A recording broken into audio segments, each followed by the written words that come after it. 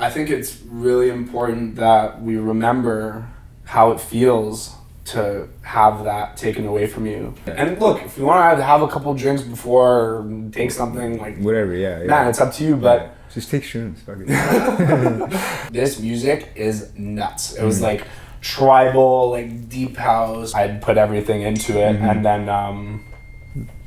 you probably turn that off. You need chaos to grow. Like if everything was just order all the time, like we wouldn't go anywhere. If there's no bad scenario, you wouldn't even know what a good scenario looked like. Exactly. Right? Yeah. So like, you technically do need all of that. What's up? I'm Justin Pye. You're watching Lowkey MTL.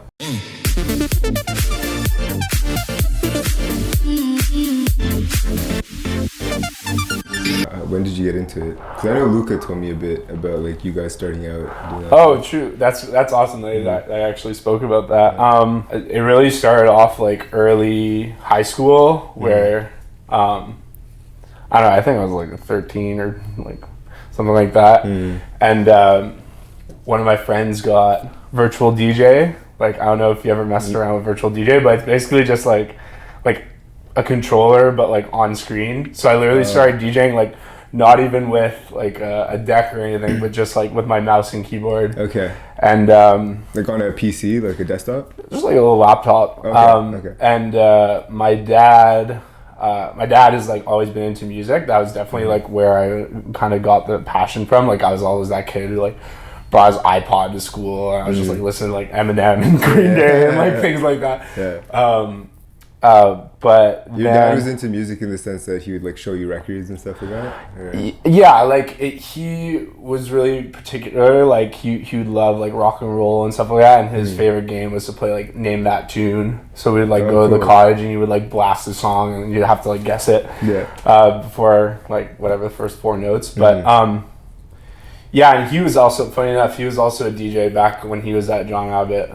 He would like organize events and stuff. Oh, so, no way. Yeah, so it's pretty cool. But yeah, like, so I found like, basically I taught myself like the fundamentals of mixing by myself, just like using this like little software. My dad like had this like dream of like starting a band with the family, I guess. It never really worked out, but he had all these like speakers and stuff. So I would just like show up at like a random West Island house party and just like bring my stuff. And honestly, man, it was like a lot of the time I was just like ripping it. I was just playing the music that I liked. Like at the early stages, it was like a lot of Deadmau5, like a lot of like, I don't know if you know like Chucky or like Afrojack. There's a lot of like the legends, even like some David Guetta and stuff like that. And yeah, I would just like rock parties. And I actually got like pretty known throughout the West Island of just like the DJ guy.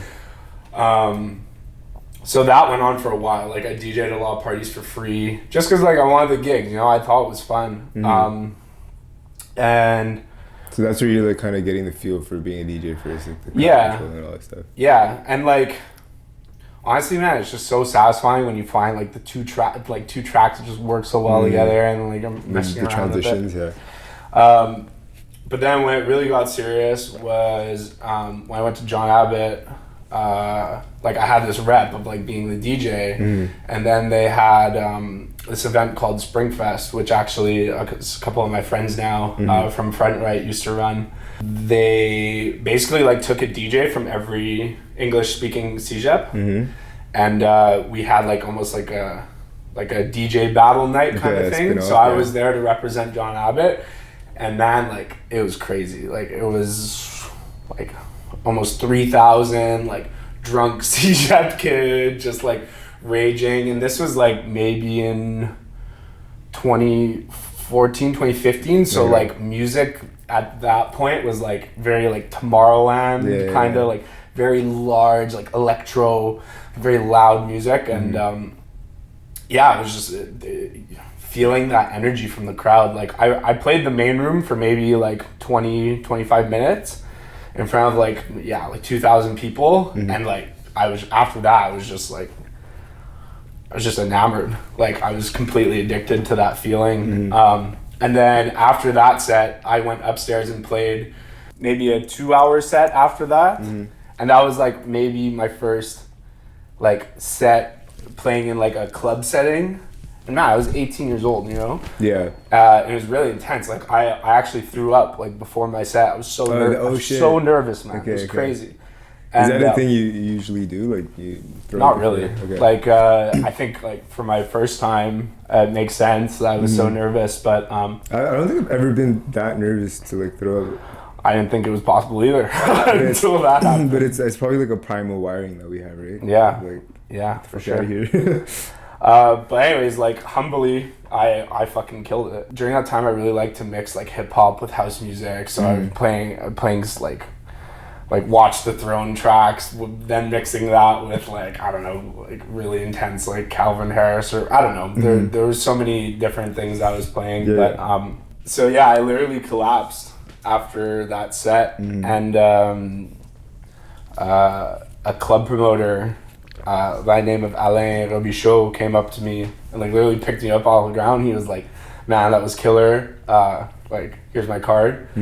And from that point on, that's when I started DJing at like a bunch of places around Montreal. Through the promoter? Yeah. So I started at Jet nightclub, which is like, I mean, as much as like people talk about that place, like I had a lot of fun there, but it also exposed me to a lot of the realities of nightlife. There's a lot of competition. There's a lot of, like, to be honest, things that I perceive as like maybe like toxic values that are in the Montreal club scene. Yeah, it's I don't want to generalize because there's definitely some really amazing people and some people that are running a good show, but yeah, like, and it wasn't always that place. It was like, I don't know. I would just. You saw another side of it, you know? Like, it's one thing to go to a club and, like, dance to your friends, have a few bottles, but, like, you don't really understand, like, how the ecosystem works. Yeah. And, that's what tends to happen with a lot of fields, right? Like, the capitalism aspect kicks in. And then, yeah. And things get weird, but, like, it's really, yeah, like you said, like it's rare to find somebody trying to solve those problems and like create events like that, you know. You know, you get this like taste of like something that I guess aligns more with what you're like stand for, I guess. Your purpose in a sense. Yeah. I mean, I guess we'll talk about it now, but before the pandemic, I was involved in this group called the Urban Mystics. They're in Toronto. Okay. And man, like, I'd never been to an event like this before. It was maybe like 350, 400 people, and they were in a basement of like this super like futuristic like yoga studio / like breathwork place. Yeah, it was really cool. And they had all this crazy art and plants and all this stuff. And they weren't serving alcohol, which was like a big deal for a lot of people. Like, why isn't that happening? And there's obvious reasons why they wouldn't. But do you think it was because of licensing, or is it? I think that's probably the main reason. But also, like, going to that event really changed things for me because I realized that like you don't need it. It's not like I never like going to dance music events and going to like house music events. Even DJing, like I would most of the time I would DJ sober, because I feel more present, and for me that's what like really music is about. Is like it's like being there with the rhythms, with the beat, and like anyways. Yeah, because I remember one of the first times I've seen you spin, like that's what I noticed. That's what stood out to me the most is how you're like almost everything else is like cut off and you're like in that zone, and then sometimes your eyes are not even open. You're just in some like in some sort of trance. Yeah, which is really straight up. I don't need my eyes when I'm mixing. You get more into like, I find I have like better control over the rhythm, and my body is just like telling me what to do instead of like having to. And also, I mean, on another sense, like it can be sometimes if you're playing like a big show or like playing in front of a big crowd, like it can be intimidating, like looking around, looking at all the different things, and it's like. But this brings me back to the Urban Mystic events, because like, man, the level of presence in that room was just. It honestly, it makes me speechless because yeah, sure, you have some people are microdosing or probably like whatever, but being in this room where there's like, where it's not like focused on bar sales and, you know, like ticket sales and all this stuff, and you're just like everyone in that one space to fulfill a common purpose, which in my opinion is like collective healing, because I mean, even COVID has made us all realize how important like gatherings like this are, and how important dance is, and how much we actually receive from things like that, and not needing, you know, all these other things to like complete this experience. It's like you need music and you need people who are willing to like be there with you. It made me really happy because I'm like, wow, like I can get involved in a space where I feel really comfortable, because man, like I mean I could give so many stories of like times I had my heart broken while I was trying to DJ in Montreal. Like I remember it was like one of my first times playing at a club, like maybe like fourth or fifth time playing at a club, and I was like getting ready to play my set after. Which club was this? I'd rather not say because I don't want to like identify anyone. But I remember like loading up my tracks and like getting ready, and back then I was like really into like the Moonbathon, like Major Lazer vibe, because that club had Moonbathon, I remember that. That club had like a big hip hop vibe, and I got my tracks ready and like ready to go, you know, okay, let's do this. And then he's like, okay, let me just play like 1-2 more tracks and I'll let you on. And he like looks over at my decks and like sees what I'm playing, and then like loads up the exact same thing and plays those songs. And like as a DJ, you know, like that's super disrespectful, you know, like that's not cool. But it's just it's interesting to me because like it's obvious that he did that, right? Yeah. Was it obvious? Like, it was super obvious. Yeah. That's just fucked.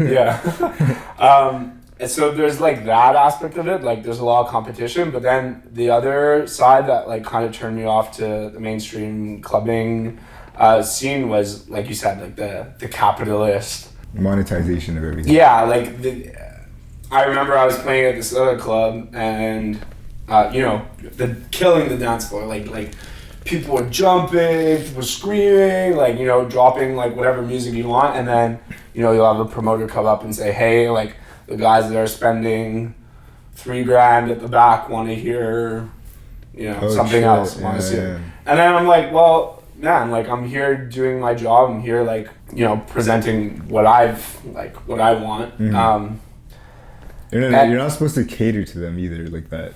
Well, see, that's the thing, and I like this is what a lot of people don't really realize is that there's actually kind of like two types of DJing. There's like you can, and I've done both. So for example, through part of my career, I was doing a lot of weddings, and, like corporate events, like, and to be honest, that's where like you actually made money. Yeah, that's what I heard too. But are there some corporate events and weddings that you would have fun at? Absolutely, man. Okay. It's all fun, like, but there's like the crowd pleasing DJing, right? Which I'm like required to do at a wedding because it's like these people's most important night of their lives. And then there's like, in my opinion, like the real DJing, because it's like either you're trying to make the crowd dance, which is like an art in itself, you know. Not everyone can do that. And then there's like taking your own path and saying like, hey, this is like a view into myself. This is a view of like, it's like I'm trying to present to you something. I'm not like making something for you right now. You're trying to open up their perspective in a sense. Yeah, in a way. That's an interesting way of looking at it, actually. So that's where I really came up, like started thinking about SKYPOLAR and being able to like find that space of flow, like between you and the crowd. And like it's not about you. It's not about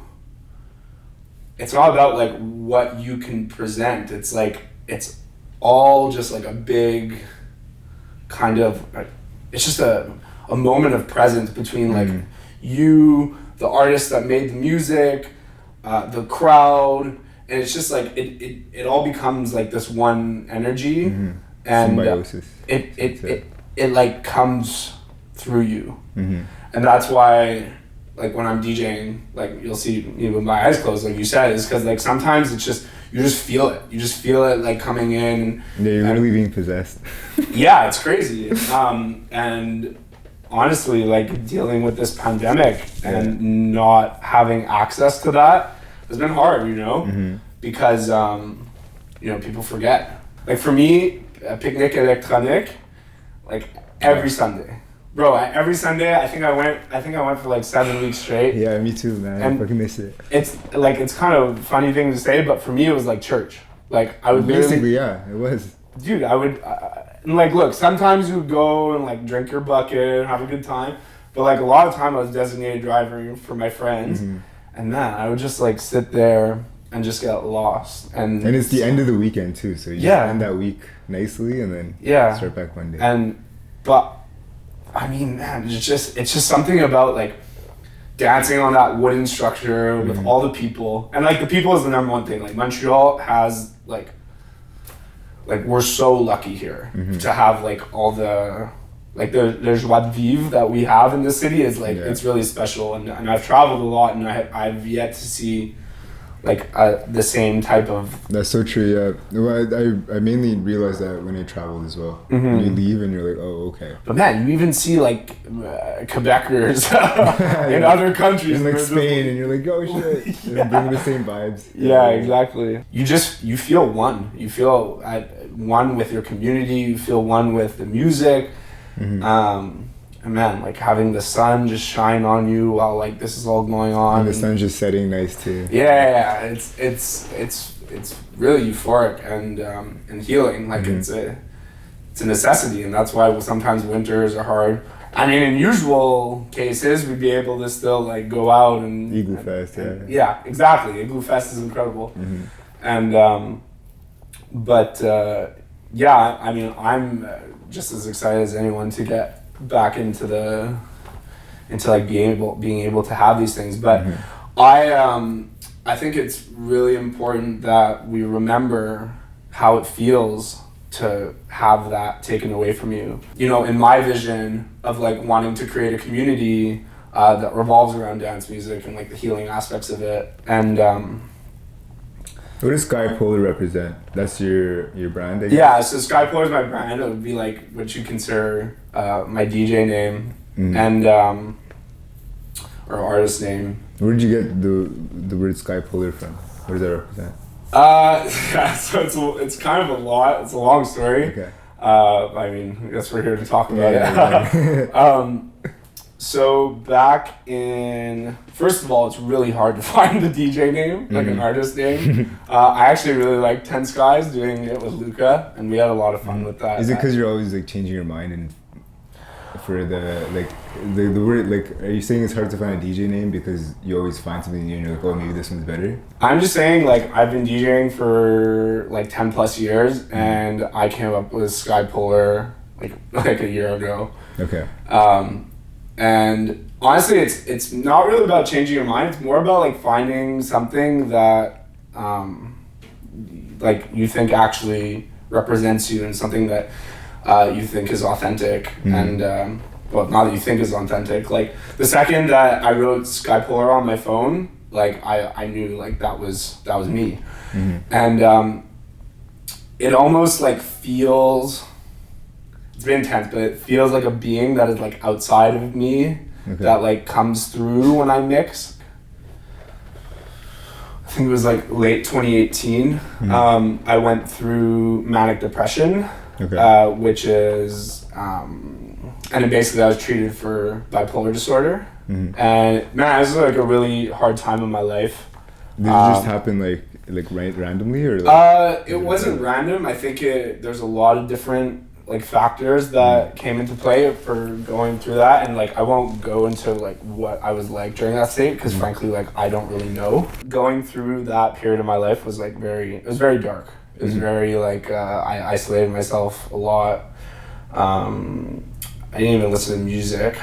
Damn. Yeah, it was hard, man. I was going through like a really tough breakup too. Like when I started going through the good old heartbreak.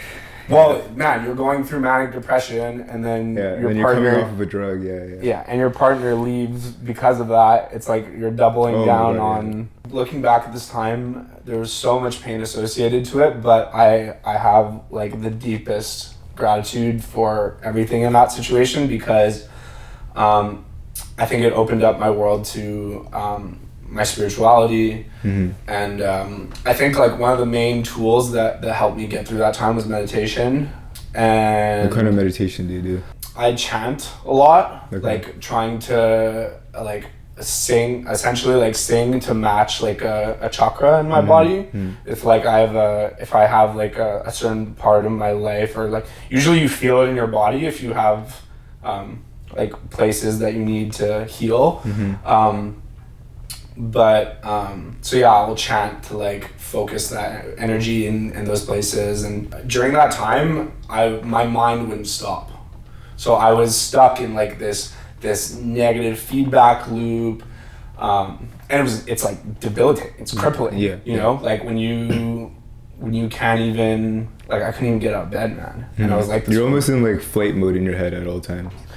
Yeah, in a way, but then it's like you're constantly getting bombarded by like you're not enough. You're not you. And like, that just causes more of that. Yeah. Like that's what you're putting into your subconscious, and then just like and it's like a vicious circle, like you said. Yeah. Because of like my situation, I literally went from like the highest high to the lowest lows, like with the whole bipolar thing. Like I was literally on this roller coaster, and then I actually read this passage by Ram Dass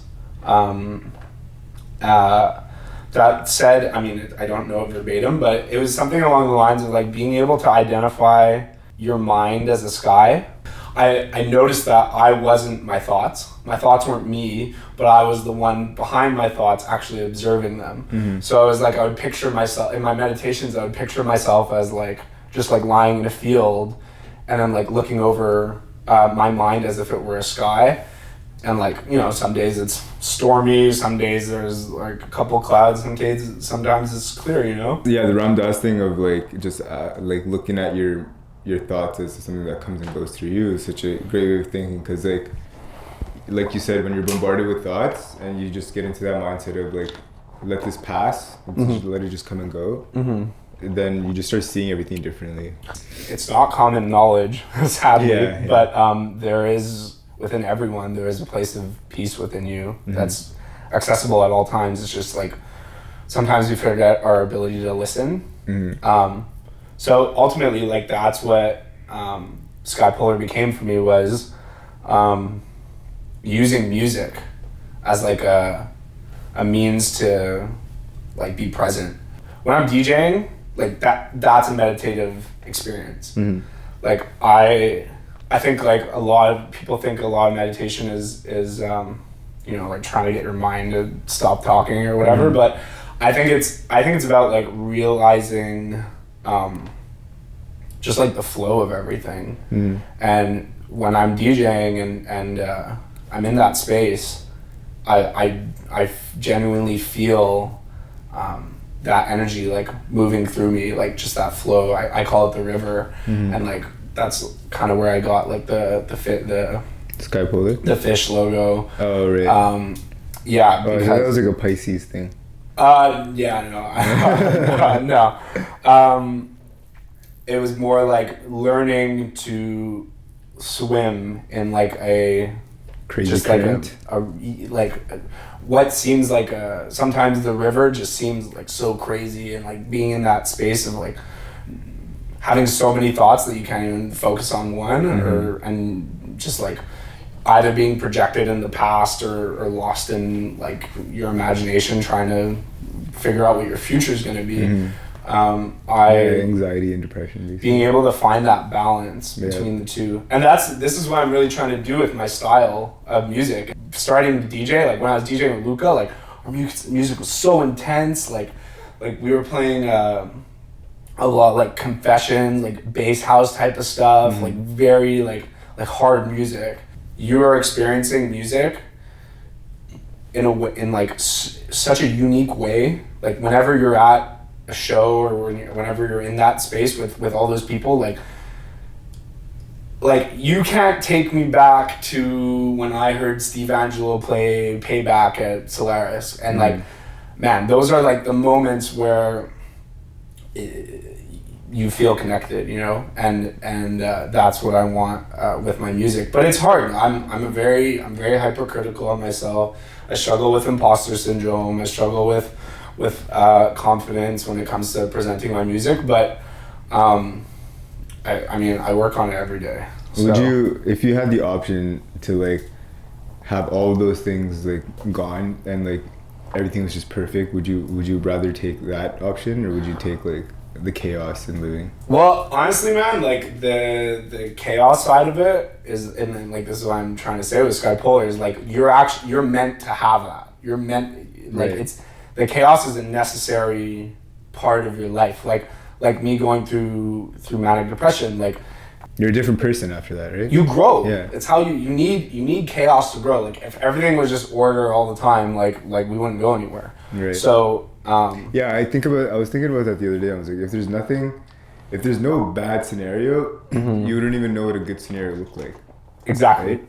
Yeah. So like you technically do need like, all of that. Which is like a bit of a Taoist philosophy, and I learned a lot about that through Alan Watts. Yeah, it's my guy. Sorry? I love him. yeah, he's my favorite. Yeah, and it was at a time where like he was super ahead of his time when he was like a corporate guy that just found yoga and like meditation. Yeah, he inspires me daily. Like I listen to his talks a lot.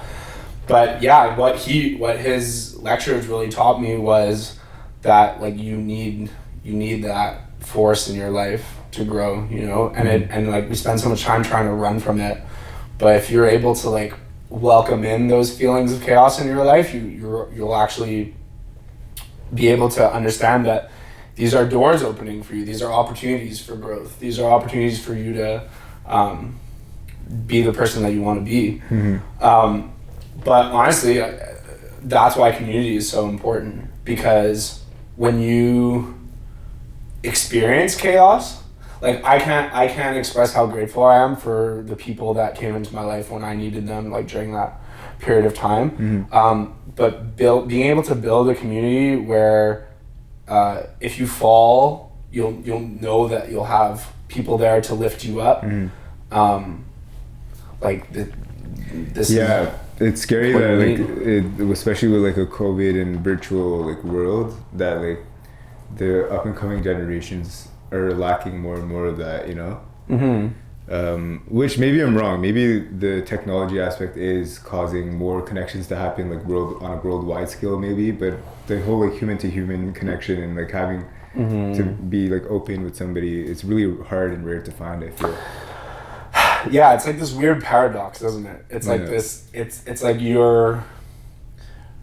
our world is more connected than ever, but also more divided than ever. We live in this divided world, and you know, whether I speak English or Francais, like I could still go to picnic and feel connected with my community, and through that being able to grow, you know.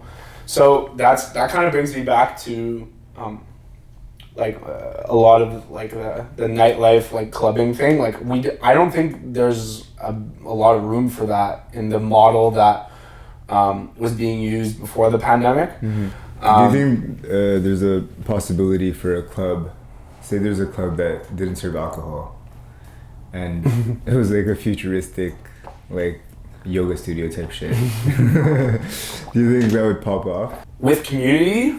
Yeah. Something like this is possible. Yeah. But you have to be able to acknowledge the needs of everyone in that community. And obviously you can't please everyone, but I know I would for sure like go to that thing. Exactly. Yeah. And look, if you want to have a couple drinks before or take something, like whatever, yeah. Man, it's up to you, but just take shrooms, fuck it. The shroom room. I think you got a business idea here, man. Should write this down. I think cutting out alcohol from the equation like also removes a lot of the other values. Like I mean, for me, sexual harassment is a huge thing. Like man, I remember playing at this one club and I had a bunch of friends that came to see me, and one of the girls got something slipped in her drink. No way, shit. And like ended up passing out on the sidewalk, like literally during my set. I was like playing, I was like, where are my friends, you know? Yeah. And I mean, it just, honestly, man, it makes me really sad to think that, like, I'm here to play music. If we want to have this like healing experience through dance, through music, through community, there's no room for things like this, you know? There's no room for like fights and like I don't get it personally. Yeah. I don't know how someone would bring themselves to like putting something in someone else's drink. Like I just think that's crazy. But it's just like I feel a lot of that has to do with social circle and like it's a lack of knowledge, you know?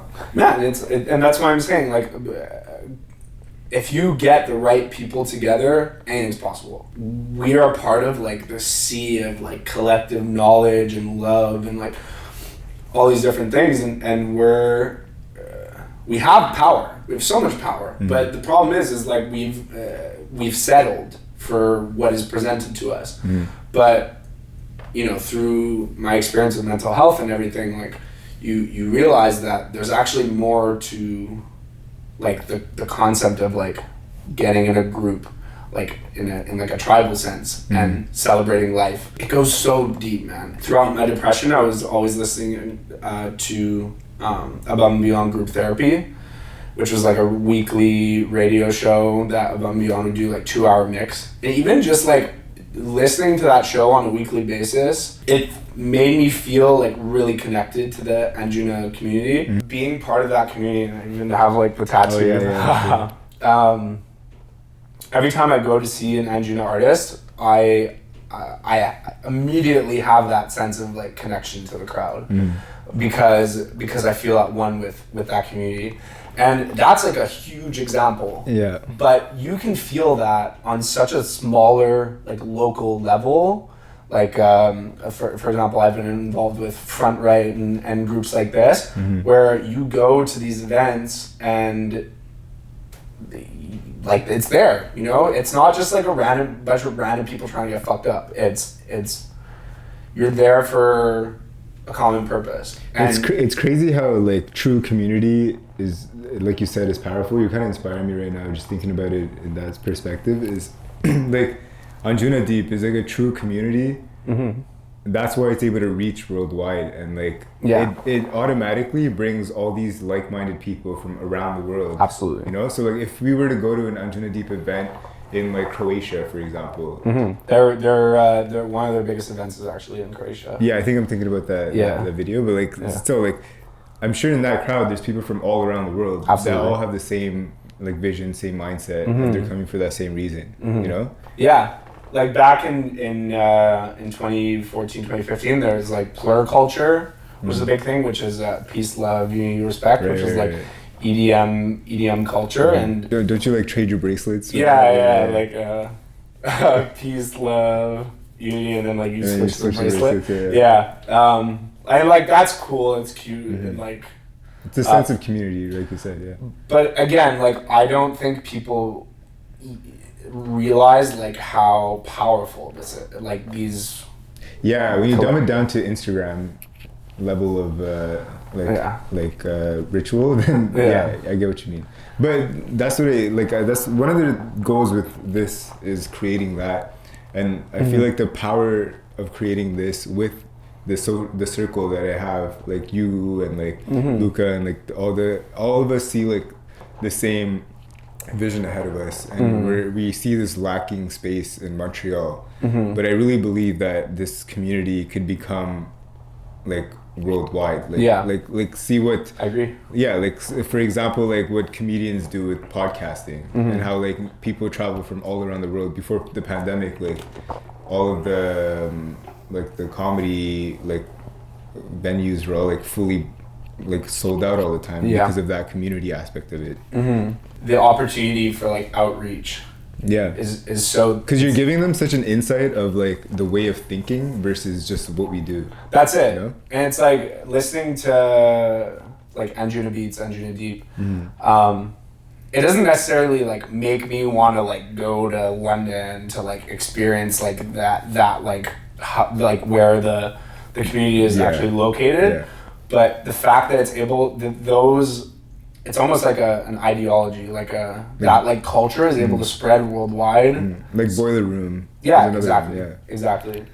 It gets hard, man, because you think about, okay, how does a club actually make money? Like selling alcohol, and it's you gotta like strip it down to like what's the product that you're like what's the value in what you're doing, right? Yeah, it could be like we were gonna give you the value to flex in a club and get girls, you know? Yeah. Or if you take that away and you could like the futuristic yoga studio, like that's a value in itself. You just got to find that crowd. Yeah, exactly. Man, if the music is so good, and that's what I felt with Urban Mystics. Like the second I got there, I was like, this music is nuts. It was like tribal, like deep house with like, I don't know, and then it just sounded so good in this room and this crowd, man. Like again, I wish I could describe it, but it was just alive. It's like breathing collectively. And getting involved with the people who organized the event was like really cool because there's everyone just so like-minded and like sharing that common goal of connection. Yeah, we're talking about these events and like these ideas of like these like what the future may hold, and you're working on stuff with Front Ray. For me, it's not really in the music that they're mostly playing. It's like the people, like the connection between everyone is there, you know. Right. Okay. So I'm not really allowed to like talk about what I'm been doing with them, but just give us some like insights on like what's up, not like crazy insights, but like what's up ahead. Like what do you see?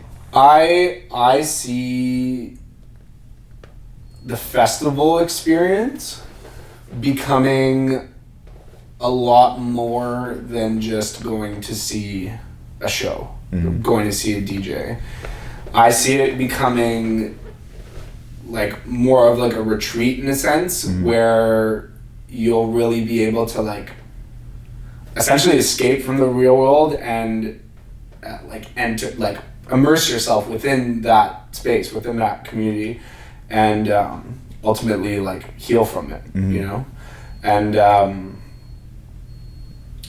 yeah, that's key. The healing aspect of it is really key, especially with like I can't stress it enough. The city life now, and just like even working from home, just like being in front of a computer all the time, it'd be so key to have that once in a while you go and you just forget about everything. You know? Exactly. It's like rain. It just washes your.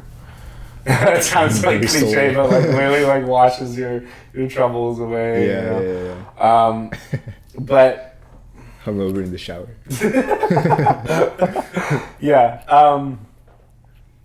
I see good things. I definitely think like that same model of like nightlife is gonna come back. Like, but I think it just gives us a really big opportunity to, like you said, find a different model, like what works. And I think that's why like platforms like Clubhouse are really cool, because it allows you to like open up that space for a conversation with, you know, not only the people who are organizing events, but like people who are going to events, the artists, like all the different stakeholders that are involved in making these things happen. You can open up that space for conversation. And it's like every Monday we've been joining with Damiano and like other creatives. Yeah, I'm super happy about that. Yeah, it's cool.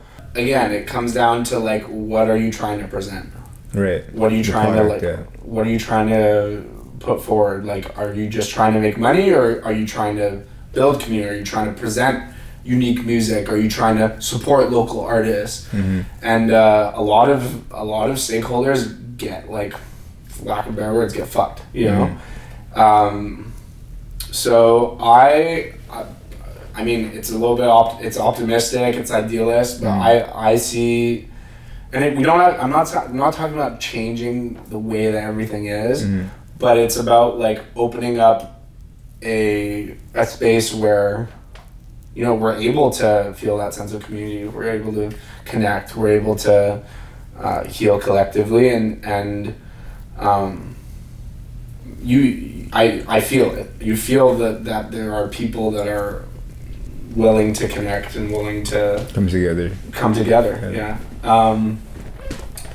And I think there's like a really spiritual side of that, like realizing that you're not this little thing, you know, like this little point of perspective in reality, like you're actually part of this like sea, you know, like you're just a wave in the ocean, you know. And I had this like random thought of like picturing humans as like cells in a sense, and like you know how you're constantly meeting people and like interacting with people. It's almost like cells, how they like come together, they like have a reaction, they go in a reaction. Man.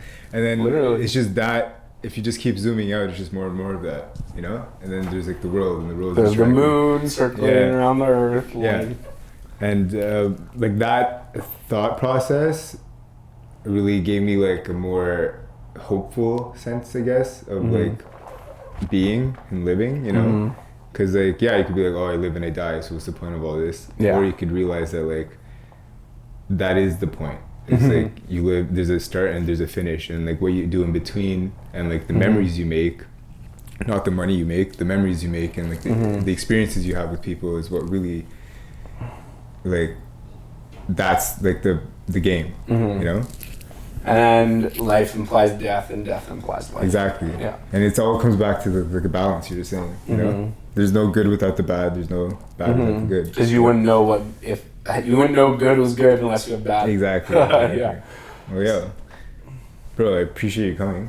Thank you so much, man. It's honestly being able to talk about something I care about so much, which is like the Montreal like dance community. I think it's a privilege. So I thank you. Yeah, dude, no problem. And you're welcome anytime. And like I said, like I want to see like where we all like moving forward, like what we're able to build and the community we're able to build, you know. And that's why like what you're doing is so important, because like not only does it like allow you know people like let's say Luca or Damiano like to put forward their influence and like what their thoughts are on all these things, but it's also it allows you to like identify with these people and be like, hey, like that's like someone that you know I would work with them, or we should do a project together. Exactly. And it facilitates collaboration and not competition. You know, I'm not watching this and saying like, fuck that guy. People, you know. You like right away, like when I met Damiano, I started getting all these ideas for collaborations, and I'm like, tons. Yeah, he's an amazing mind, that guy. He's great. What do you have coming up ahead? Do you have any plans? So I'm going back to Toronto, going back in the studio. I've just been wanting to. I've been playing piano a lot, so like working on like the more music side of musical side of building my my brand and my music. But yeah, just hustling, man. I'm also like studying. I'm studying creative industries at Ryerson, just getting all the knowledge I can before we dive in and begin healing this world. Loading up the energy. Yeah, exactly. Exactly. Dope, man. Thanks for coming, dude. Thank you so much.